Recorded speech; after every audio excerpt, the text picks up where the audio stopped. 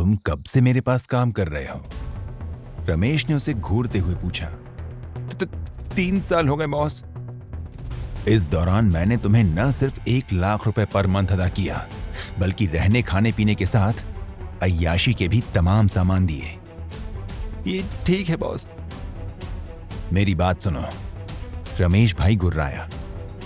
इन 3 सालों में मैंने तुमसे मुश्किल से 1 दर्जन काम लिए होंगे, और ये अकेला काम था जिसमें किसी इंसान का कत्ल करना था।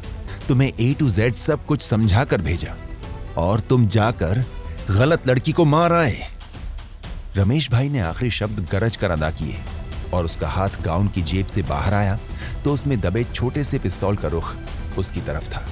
वो उछलकर भागा, मगर उसे दूसरा कदम उठाने की मोहलत नहीं मिली। पिस्तौल से निकलने वाला शोला उसकी पीठ में ठीक दिल की जगह पर उतर गया। वो मुंह के बल गिरा और जरा सा कसमसाकर हमेशा के लिए ठंडा हो गया। लंबे कद वाले का चेहरा अब भी शांत था। रमेश उसकी तरफ देखा और बोला, अब ये काम तुम्हें करना है। उसे समंदर में डाल दो और लड़की को तलाश करके ठिकाने लगा दो। अगर इस बार कोताही हुई तो तुम्हारी लाश मुझे ठिकाने लगानी पड़ेगी। शेखर 2 घंटे शाह के फ्लैट में रुका था। फिर वो वहां से निकला। एक जगह उसने लंच किया और वापस जाने की सोच ही रहा था कि अमृता की कॉल आ गई। आप कहाँ हैं? शेखर ने उसे बताया कि वो कहाँ था और उसने शाह को तलाश कर लिया था। वो खुश हो गई। ये तो अच्छा हुआ। उसने कुछ बताया?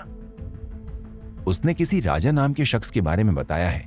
शाह का यह भी कहना है कि शनाया के ख्याल में साइट मैरिन इंटरनेशनल में कोई गड़बड़ थी और इसी वजह से उसने जॉब छोड़ी थी। राजा? अमृता ने जैसे कुछ याद करने की कोशिश करते हुए कहा, यह नाम मुझे कुछ जाना पहचाना सा लग रहा है। मैं आपको कुछ देर बाद कॉल करती हूं। शेखर ने घर जाने का इरादा बदल दिया और पास ही के एक शॉपिंग मॉल में घुस गया।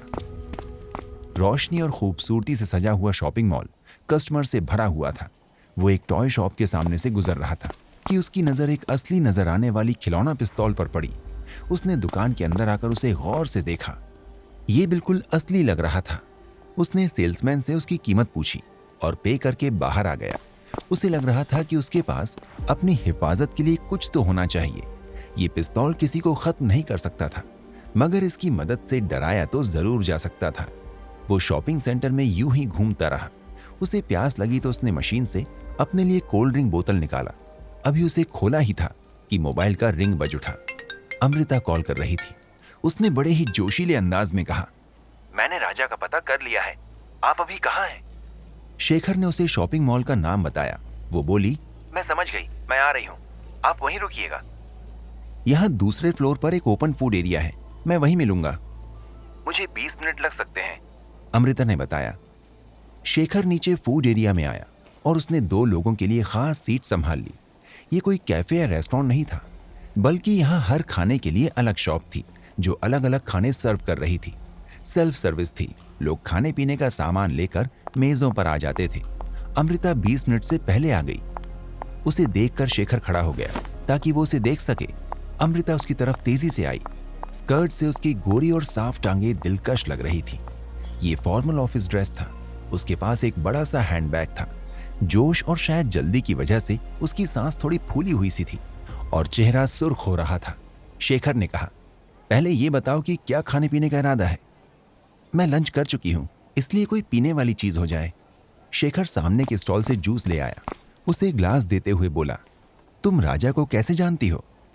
वो एक सॉफ्टवेयर हाउस के लिए काम करता था और इसीलिए मुझे याद रह गया। मैंने उसके पिछले ऑफिस कॉल की और उसका पता मालूम कर लिया, अमृता ने बताया। ये कंफर्म है कि वो उसी पते पर मिलेगा? शेखर ने पूछा। नहीं, मगर मुझे शनाया ने भी कभी नहीं बताया कि वो राजा को जानती है या उससे मिलती है। शेखर ने स्ट्रॉ से जूस का घूंट लिया और बोला, अमृता, मैं ये मानता हूं कि मैं शनाया के बारे में सिवाय इसके और कुछ नहीं जानता कि वो मेरी बेटी है। वो क्या कर रही थी, उसकी भागदौड़ क्या थी और उसका किन लोगों से मिलना जुलना था, मुझे इसका कुछ पता नहीं। ये आप दोनों के दरमियान दूरी की वजह से हुआ, अमृता ने जैसे उसे तसल्ली दी। लेकिन मैं आपको बता दूं कि शनाया कुछ खामोश और किस हद तक रहस्यमय लड़की है, मगर मैंने उसमें या उसके कैरेक्टर में अब तक कोई खराबी महसूस नहीं की। उसका रहन सहन, खाना पीना और मिलना जुलना सब शरीफ लड़कियों वाला रहा है।